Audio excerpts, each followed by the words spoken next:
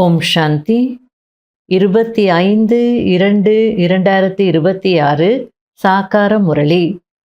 இன்று சிவபகவான் கூறுகிறார், இனிமையான குழந்தைகளே, நீங்கள் பிராமணரில் இருந்து தேவதை ஆகிறீர்கள். நீங்கள்தான் பாரதத்தை சொர்க்கமாக ஆக்குகிறீர்கள். ஆகையால் உங்களுக்கு உங்களுடைய பிராமண குலத்தின் போதை இருக்க வேண்டும்.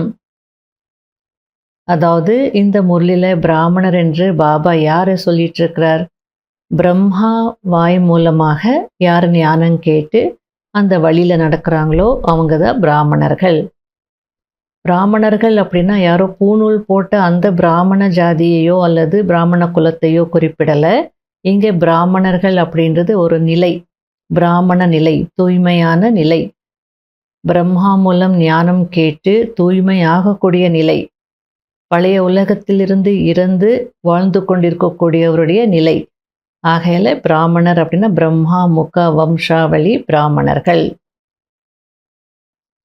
கேள்வி: உண்மையான பிராமணர்களின் முக்கியமான அடையாளங்கள் என்னவாக இருக்கும்? பதில்: உண்மையான பிராமணர்களுக்கு இந்த பழையதிலிருந்து நங்கூரம் எடுக்கப்பட்டிருக்கும். அவர்கள் இந்த உலகத்தின் கரையை விட்டுவிட்டது போல் இருக்கும். 2வது பாயிண்ட், கைகளால் காரியம் செய்து கொண்டிருந்தாலும் புத்தி சதா தந்தையின் நினைவில் இருக்கும். அதாவது கர்மயோகியாக இருப்பவர்கள்தான் உண்மையான பிராமணர்கள். 3வது பாயிண்ட், பிராமணர் என்றால் தாமரை மலருக்கு சமமானவர்கள். 4வது பாயிண்ட், பிராமணர் என்றால் சதா ஆத்ம அபிமானியாக இருப்பதற்கான முயற்சி செய்பவர்கள். 5வது பாயிண்ட், பிராமணர் என்றால் காமம் என்ற மகா எதிரியின் மீது வெற்றி அடைபவர்கள். ஓம் சாந்தி. ஆன்மீக தந்தை ஆன்மீக குழந்தைகளுக்கு புரிய வைக்கிறார். குழந்தைகள் யார்? இந்த பிராமண குழந்தைகள். நாம் பிராமணர்கள் தேவதையாக போகிறவர்கள் என்பதை ஒருபோதும் மறக்காதீர்கள். இங்கே நீங்கள் உங்களுக்குள் பிராமணர்களே பிராமணர்களாக இருக்கிறீர்கள். இங்கே மதுபன்ல எல்லாரும் பிகேஸ் தானே வராங்க. அதனால பாபா இங்கே எல்லாருமே அவர்களே பிராமணர்கள் தான் அப்படின்னு சொல்லிட்டு இருக்கிறார். பிராமணர்களுக்கு எல்லையற்ற தந்தை கற்பிக்கிறார். இந்த பிரம்மா கற்பிக்கவில்லை, சிவ் பாபா பிரம்மா மூலம் கற்பிக்கிறார். பிராமணர்களுக்கு தான் கற்பிக்கிறார். சூத்ரரிலிருந்து பிராமணர் ஆகாமல் தேவி தேவதையாக ஆக முடியாது. ஆஸ்தி சிவ்பாபாவிடமிருந்து கிடைக்கிறது. அந்த சிவ்பாபாவோ அனைவரின் தந்தை. இந்த Brahma great great grand father என்று சொல்லப்படுகிறார். லௌகீக தந்தையோ அனைவருக்கும் இருக்கிறார். பாரலௌகீக தந்தையை பக்தி மார்க்கத்தில் நினைவு செய்கிறார்கள். இப்பொழுது இவர் அலௌகீக தந்தை என்பதை குழந்தைகளாகிய நீங்கள் புரிந்து கொண்டீர்கள். அதாவது சிவ்பாபா பிரம்மா மூலமாக சொல்லிக் கொடுக்கிறார், பிரம்மா மூலமாக ஆஸ்தி கொடுக்கிறார். ஆகையால் இந்த பிரம்மா அலௌகீக தந்தை. இவரை பற்றி யாருமே அறிந்திருக்கவில்லை. உலகத்திலோ மனிதர்கள் எதையும் அறிந்து கொள்ளவில்லை. நீங்களும் கூட இதை அடிக்கடி மறந்து விடுகிறீர்கள். அதாவது நம்ம இப்போ பிகே ஆயிருக்கிறோம், பிரம்மா மூலமாக ஆன்மீக பிறவி கிடைச்சிருக்கு. அப்போ இந்த ஆன்மீக பிறவி எடுத்திருக்கிறோன்னா நம்ம பார்வை எப்படி இருக்கணும், சிந்தனை எப்படி இருக்கணும், பேச்சு எப்படி இருக்கணும், செயல்கள் எப்படி இருக்கணும், அதெல்லாம் ஞாபகத்தில் இருக்கணும். ஆனால் அதை மறந்துடுறீங்க அப்படின்றார் பாபா. உலகத்தில் இருக்கிறவங்களுக்கு எதுவுமே தெரியாது, ஆனால் நீங்கள் கூட அடிக்கடி மறந்துடுறீங்க. ஆகையில் நான் யார், இந்த சங்கம யுகத்தில் நான் என்ன செய்யணும், யாருடைய நினைவில் இருக்கணுன்றதெல்லாம் எப்போவுமே எமர்ஜ் ரூபத்தில் இருக்கணுன்றார். நினைவு செய்வது மிகவும் சுலபமானது. யோகம் என்ற சொல்லை சந்நியாசிகள் வைத்திருக்கிறார்கள். நீங்களோ தந்தையை நினைவு செய்கிறீர்கள். யோகா அப்படின்னு சொன்னா அது என்னமோ கஷ்டமா ஃபீல் பண்றோம். நினைவுன்னு சொல்லுங்க, ஈஸியா இருக்கும் அப்படின்றார். ஏன்னா எல்லையற்ற தந்தையை நினைவு செய்வது குழந்தைகளின் கடமை. லௌகீக பிராமணர்கள் எப்போதாவது தங்களுடைய குலத்தை மறக்கிறார்களா என்ன? நீங்கள் சூத்ரர்களின் சங்கத்தில் வருவதினால் பிராமண தன்மையை மறந்து விடுகிறீர்கள். பிராமணர்களோ தேவதைகளை விட உயர்ந்தவர்கள். ஏனென்றால் பிராமணர்களாகிய நீங்கள் ஞானம் நிறைந்தவர்கள். முதலில் நீங்கள் அஷரீரியாக வந்தீர்கள். மீண்டும் அஷரீரியாகி திரும்பி செல்ல வேண்டும். அதாவது பரந்தாம வீட்டிலிருந்து வரும்போது அஷரீரியாக வந்தோம், சரீரமற்ற நிலை, சரீரம் இருக்கல. அதே போல இப்போ போகும் போதும் அஷரீரியாகி தான் போகணும் அப்படின்றார். மற்ற அனைவரும் உங்களுக்கு துக்கம் கொடுக்கக்கூடியவர்கள். உங்களுக்கு நான் கிடைத்திருக்கிறேன் என்னும் போது அவர்களை ஏன் நினைவு செய்ய வேண்டும்?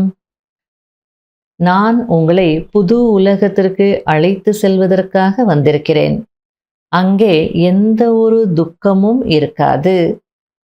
உங்களை இப்போது அந்த உலகத்திற்கு தகுதியானவர்களாக ஆக்குகிறேன். அங்கே விகாரத்தின் விஷயம் இருக்காது. ஆகையில இன்று நாள் முழுவதும் இந்த சிந்தனையில இருக்கணும். பாபா என்னை சொர்க்கத்திற்கு தகுதியானவராக ஆக்க வந்திருக்கிறார். அப்பனா அதுக்கு தகுதியாகணும். துக்கமே இல்லாத உலகத்திற்கு அழைச்சிட்டு போறார் அப்படின்னா எவ்வளோ குஷியா முயற்சி செய்யணும். குழந்தைகள் மனம் சொல் செயலில் மிகவும் அக்யூரேட்டாக நடந்து கொள்பவர்களாக இருக்க வேண்டும் என்று பாபா புரிய வைக்கிறார். இதில் உழைப்பு இருக்கிறது. அதாவது மிகவும் அக்யூரேட்டாக, மிகவும் துல்லியமாக நடந்துக்கணும் அப்படின்னா எந்தெந்த விஷயத்துல யோகா செய்கிறோன்னா அந்த யோகத்தில் அக்யூரேட்டாக இருக்கணும். எப்படி யோகா செய்ய சொல்லியிருக்கார் பாபா? தன்னை ஆத்மா என்று உணர்ந்து தந்தையை நினைவு செய்யணும். அப்போ யோகா செய்யும்போது ஒரு 10 மினிட்ஸ், நம்ம 20 மினிட்ஸ் யோகா பண்ணுறோம் அப்படின்னா பிளான் பண்ணி உட்காரணும். இந்த 10 அல்லது 20 மினிட்ஸுக்கு நான் எந்த ஃபோன் அட்டென்ட் பண்ண மாட்டேன். நான் எந்த வீண் எண்ணத்தையும் உருவாக்க மாட்டேன். கவனமாக இருப்பேன். இப்படி பிளான் பண்ணி யோகா பண்ணாதான் யோகத்தில் நம்ம அக்யூரசி கொண்டு வர முடியும். உட்கார்ந்த பின்னாடி ஸ்விட்ச் ஆஃப் பண்ணலன்ற ஞாபகம் வருது. உட்கார்ந்த பின்னாடி வேற ஏதோ சிந்தனை வருது. இப்படியே பண்ணிட்டு இருந்தா அந்த யோகத்தில் அக்யூரசி எப்போ வரும்? ஆகையால் என்னென்ன செய்யணுமோ முன்னாடியே பிளான் பண்ணி எல்லாத்தையும் செய்துட்டு நிம்மதியாக உட்காந்து யோகா பண்ணுங்க. 10 மினிட்ஸுக்கு நான் எழுந்திருக்கக்கூடாது, வேறு எதை பற்றியும் சிந்திக்கக்கூடாது அப்படின்னு உட்காரணும். அப்போ கூட ஏதாவது ஒரு தாட் வரும். தாட் வந்தாலும் உடனே நான் இப்போ யோகா தான் பண்ண போகிறேன், அதுக்கு அப்புறமா பார்க்கலாம் அப்படின்னு அதை கட் பண்ணணும். இந்த பழைய உலகத்தில் இருந்து கொண்டு தாமரை மலருக்கு சமமாக தூய்மையாக இருங்கள், என்னை நினைவு செய்து கொண்டே இருங்கள் என்று பாபா கூறுகிறார். பாபா ஆத்மாக்களுக்கு புரிய வைக்கிறார். நான் இந்த உடல் உறுப்புகள் மூலம் ஆத்மாக்களுக்கு கற்பிக்க வந்திருக்கிறேன். ஆத்மாக்களாகிய நீங்களும் உடல் உறுப்புகள் மூலமாக கேட்கிறீர்கள். குழந்தைகள் ஆத்மா அபிமானி ஆக வேண்டும். இதுவோ பழைய சீச்சி சரீரம். பிராமணர்களாகிய நீங்கள் பூஜைக்கு தகுதியானவர்கள் அல்ல. நீங்கள் மகிமைக்கு தகுதியானவர்கள். தேவதைகள் பூஜைக்கு தகுதியானவர்கள். நீங்கள் ஸ்ரீமத் படி உலகத்தை தூய்மையான சொர்க்கமாக ஆக்குகிறீர்கள். ஆகையால் உங்களுக்கு மகிமை பாடப்பட்டிருக்கிறது. இப்போது பாபா என்னை நினைவு செய்யுங்கள். நினைவு செய்யாமல் இருப்பதினால்தான் மாயா ஏதாவது பாவ கர்மத்தை செய்ய வைத்து விடுகிறது. நினைவு செய்யவில்லை, அடி விழுந்தது. நினைவில் இருந்தால் அடி விழாது. இந்த குத்து சண்டை நடக்கிறது. மற்றபடி எந்த ஒரு மனிதரும் நம்முடைய எதிரி கிடையாது. ராவணன்தான் நம்முடைய எதிரி. எவ்வளவு முயற்சி செய்கிறீர்களோ அதற்கேற்ற பதவி அடைவீர்கள். ராஜா ராணி ஆகலாம், பிரஜையாகவும் ஆகலாம். ராஜா ராணியாக எப்படி ஆகிறார்கள் என்பதையும் பார்த்து கொண்டிருக்கிறீர்கள்.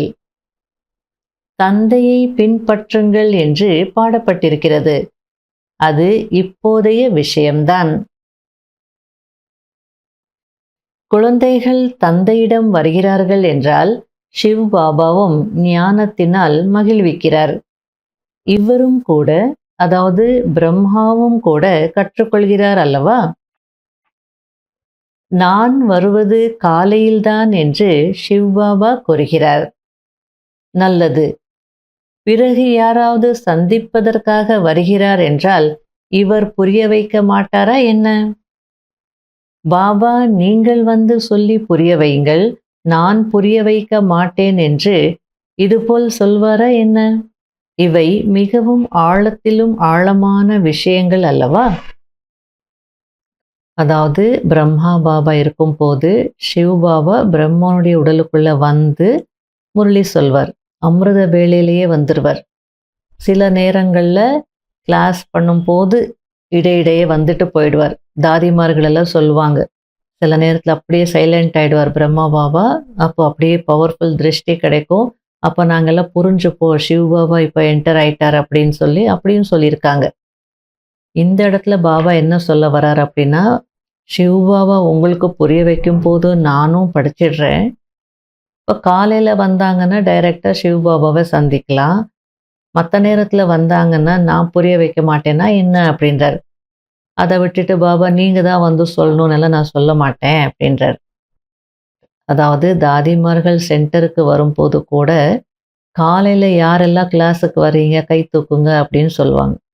அப்போ அந்த காலையில் வரக்கூடியவங்க தான் டைரெக்டாக பாபாவுடைய முரளி கேட்கக்கூடியவங்க. அந்த நேரத்தில் தான் பாபாவுடைய பவர் கிடைக்கும் அப்படின்னு சொல்லுவாங்க. 10 மணிக்கு முரளி கேட்குறவங்க, மாலை நேரத்தில் முரளி கேட்குறவங்க எல்லாம் வந்து அது ஆத்மாவுடைய பவர். யார் படிக்கிறாங்களோ படித்து சொல்கிறாங்களோ அவங்களுடைய பவர் தான் கிடைக்கிது. சிவபாபாவுடைய பவர் வேணும்னா காலை கிளாஸில் தான் அப்படின்னு சொல்லுவாங்க. அந்த அர்த்தத்தில் பாபா சொல்லிட்டு இருக்கிறார். பாபா வந்து சத்தியமான விஷயத்தை கோருகிறார். தந்தைதான் துக்கத்தை நீக்கி சுகம் கொடுப்பவர். குழந்தைகளாகிய நீங்கள் இல்லற விவகாரத்திலும் இருக்க வேண்டும், தொழிலையும் செய்ய வேண்டும். பாபா நான் இந்த விஷயத்தில் பொய் பேச வேண்டி இருக்கிறது என்று அவரவர்கள் தனக்காக ஆலோசனை கேட்கிறார்கள். வியாபாரம் அப்படின்னா விற்பனைக்கு பொய் சொல்ல வேண்டி இருக்கும் இல்லையா? சொல்லலாமா பாபா அப்படின்னு ஆலோசனை கேட்பாங்களாம். அதுக்கு பாபா என்ன பதில் சொல்வார்? பாபா ஒவ்வொருவரின் நாடி பார்த்து ஆலோசனை தருகிறார். ஏனென்றால் நான் சொல்வதை ஒருவேளை செய்ய முடியாது என்றால் அப்படிப்பட்ட ஆலோசனையை நான் ஏன் கொடுக்க வேண்டும் என்று பாபா நினைக்கிறார். ஆகையால் நாடி பார்த்து அப்படிப்பட்ட ஆலோசனை கொடுக்கப்படுகிறது. அது செய்யக்கூடியதாகவும் இருக்க வேண்டும். நான் சொல்லி அதை செய்ய முடியவில்லை என்றால் கீழ்ப்படியாதவர்களின் வரிசையில் வந்து விடுவார்கள். ஒவ்வொருவருக்கும் அவரவருடைய கணக்கு வழக்கு இருக்கிறது. அதாவது வியாபாரத்துல பொய் சொல்ல வேண்டி இருக்கு, நாங்க சொல்லலாமா? அல்லது இந்த தொழில்ல பொய் சொல்ல வேண்டி இருக்கு, சொல்லலாமா? அப்படின்னு ஆலோசனை கேட்குறாங்க. ஆனா நான் எல்லாருக்கும் பதில் சொல்ல மாட்டேன். நாடியை பார்த்து தான் சொல்லுவேன். சொல்லலாம். நான் ஸ்ட்ரிக்டா சொல்லிட்டேன்னா அதுக்கப்புறம் அவங்க ஃபாலோ பண்ணலை அப்படின்னா கீழ்ப்படியாதவர்களுடைய லிஸ்ட்ல வந்துருவாங்க இல்லையா? அதனால நானும் பார்த்து தான் ஆலோசனை கொடுக்குறேன் அப்படின்றார். பாபா நம்மை சொர்க்கத்திற்கு அழைத்து செல்கிறார் என்பதை நீங்கள் அறிவீர்கள்.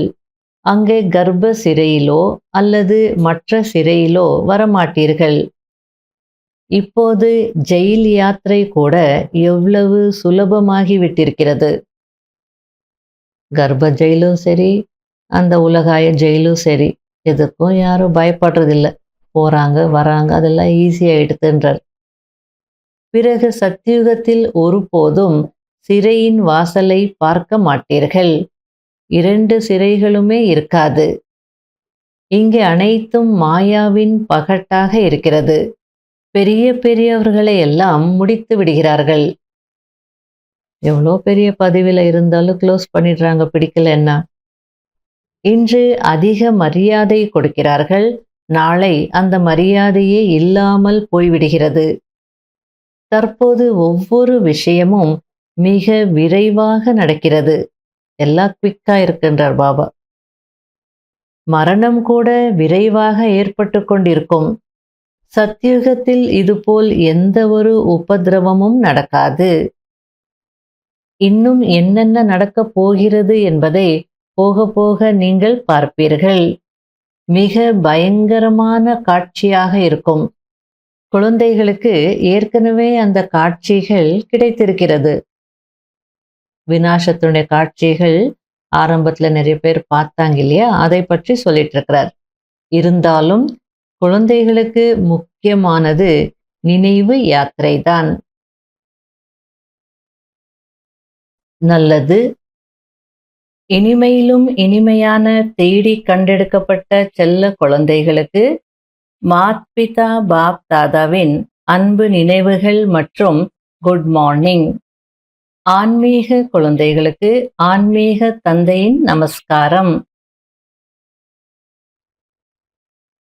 கடைபிடிக்க வேண்டிய முக்கியமான சாராம்சம். முதல் பாயிண்ட், மனம் சொல் செயலில் மிக மிக அக்யூரேட்டாக, அதாவது மிகவும் துல்லியமானவர்களாக ஆக வேண்டும். பிராமணராகி எந்த ஒரு சூத்ரர்களின் கர்மத்தையும் செய்யக்கூடாது. அதாவது இந்த இடத்துல சூத்ரர்களின் காரியம் அப்படின்னா பாபா எதை மென்ஷன் பண்ணிட்டு இருக்கிறார் அப்படின்னா, தேக உணர்வுல இருந்து விகாரங்களுக்கு வசமாயி தீய காரியங்களை செய்து அதே போல் மற்றவங்களையும் டிஸ்டர்ப் செய்வது, இதெல்லாம் சூத்ரர்களின் காரியம் அப்படின்னு சொல்றார். மற்றபடி யாரையும் குறிப்பிடலை. 2வது பாயிண்ட், பாபாவிடமிருந்து என்ன அறிவுரை கிடைக்கிறதோ அதன்படி முழுமையாக நடந்து கட்டளைப்படி நடப்பவராக ஆக வேண்டும். கர்மயோகியாகி ஒவ்வொரு கர்மத்தையும் செய்ய வேண்டும். புத்தி என்ற பையை ஞான ரத்தினங்களினால் நிரப்ப வேண்டும்.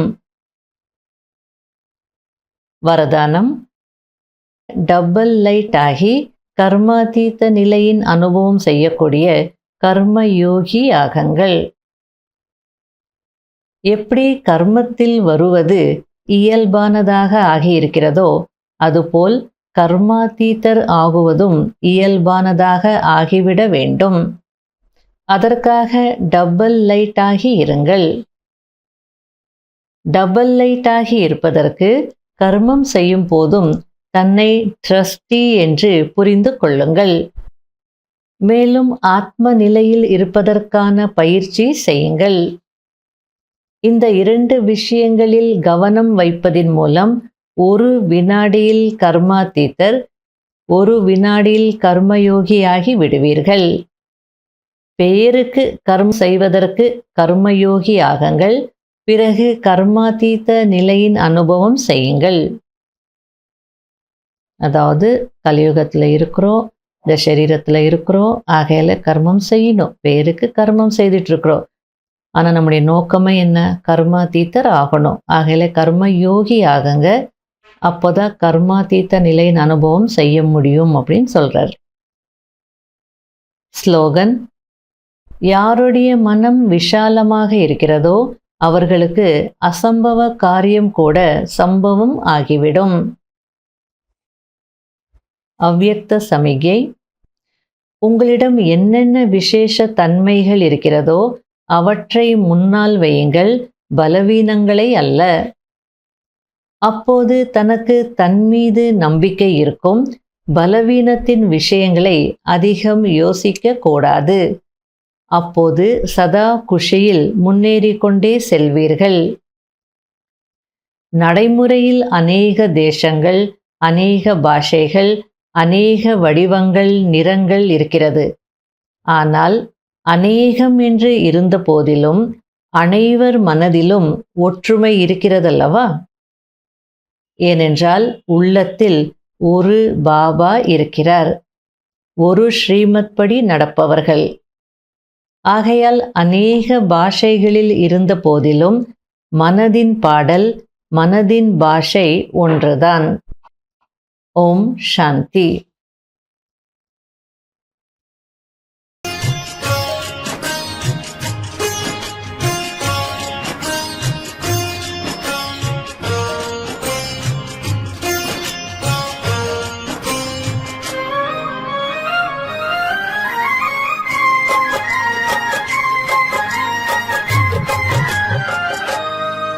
இன்னாருயிர் நண்பன் நீயே, என் ஆசை நாயகன் நீயே, என் உயிர் பாபா உன் மனதில் பலியாகிறே, என் உயிர் பாபா உன் அன்பில் பலியாகிறே, என்னாருயிர் நண்பன் நீயே.